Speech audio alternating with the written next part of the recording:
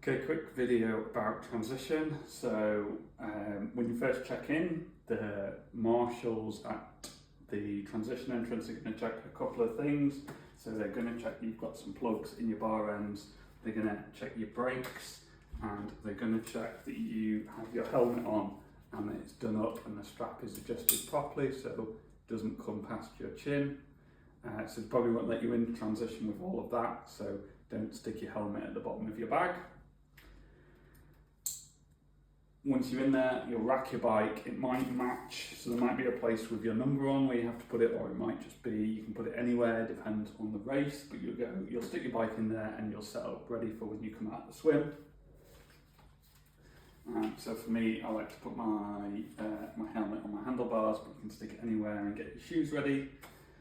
So when you come out the swim, you're coming into T1, and the first thing you're going to want to do is, so you'll have your number somewhere as well. I like to stick it in my helmet so that all of the key stuff is there. So you're going to stick your number on.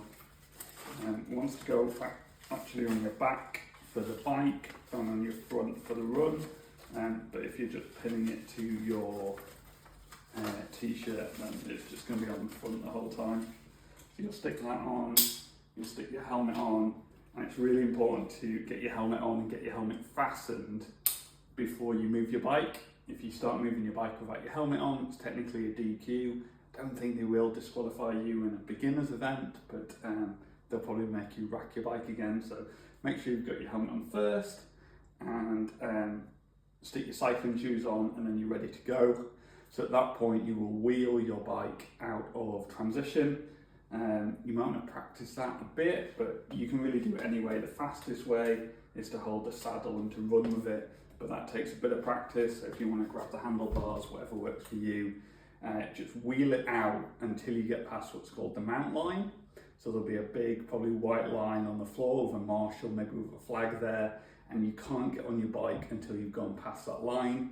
So make sure you're fully past the line, get on your bike, go out, do your cycle, and then so you'll do your cycle, and then you're coming back into T2 where you can switch to the run, and everything kind of happens in reverse. So you need to get off your bike before the dismount line. It's probably the same line with the same marshal waving a flag, and you need to be off your bike before you cross over that line. So you see the pros just stopping just before the line, but unless you're going for a age group of place, a qualifying place, and then just get off with plenty of space and don't stress yourself out too much.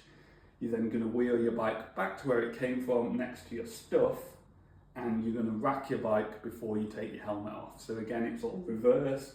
Make sure your bike's racked and you don't need to touch it or move it again, and then you can take your helmet off.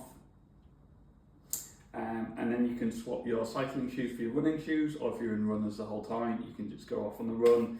You can swap your number from back to front if you're wearing a race belt, and then you go in. That's pretty much the basics. I would chill out in transition, especially if you're new to triathlon and you're not going for a particular time, then just catch your breath and take time. It is okay to have a little break in there. That said, if you are going for a faster transition, there's a couple of things that will just save you a couple of seconds that might be useful. So having your bike computer set up before the race. Also, just little things like I put my sunglasses in my helmet, and then so I'll get on my bike, I'll start riding, and then when I'm already cycling, I'll pull them out and stick them on, and then you're not having to put them on in transition, you're already moving when you do that.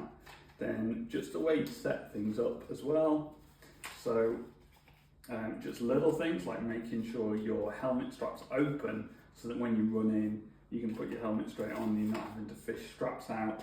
And the same with your cycling shoes. If you just leave them like that, it's an extra second to pull the Velcro, whereas if you just leave them set like that, your feet can go straight in. And that'll save you like 1 second, which will be completely insignificant over the course of the race, but it will make you feel like a pro. So that's just a quick walkthrough on transitions if you're new or coming back to triathlon.